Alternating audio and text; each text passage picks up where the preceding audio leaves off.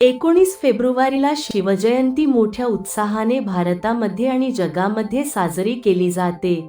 नमस्कार मित्रांनो, आज आपण छत्रपती शिवाजी महाराज यांच्या जयंतीनिमित्त सुंदर असे भाषण बघणार आहे। शिवाजी महाराजांचे हे भाषण तुम्हाला शिवजयंती या दिवशी उपयुक्त ठरेल। चला तर भाषणाला सुरुवात करूया। सर्वप्रथम परम पवित्र माझ्या मातृभूमीला पहिल्यांदा नमस्कार।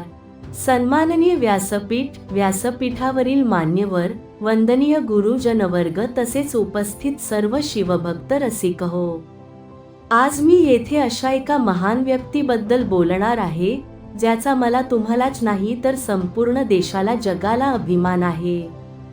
ते म्हणजे छत्रपती शिवाजी महाराज होय।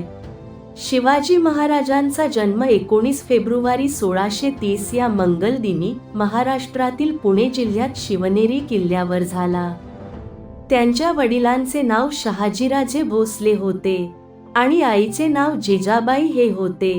शिवराय लहानपणापासूनच अत्यंत हुशार आणि कुशाग्र बुद्धीचे होते। शिवाजी महाराजांनी वयाच्या 15व्या वर्षी स्वराज्याचे स्वप्न मनाशी बाळगले।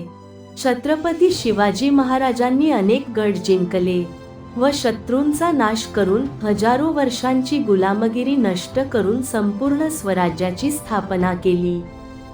जिजाऊ मातेने पाहिलेले स्वराज्याचे स्वप्न त्यांनी सत्यात उतरविले।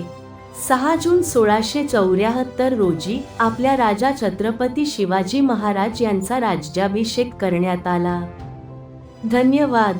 तुम्हाला हे भाषण आवडले असेल तर जय शिवराय कमेंटमध्ये लिहा।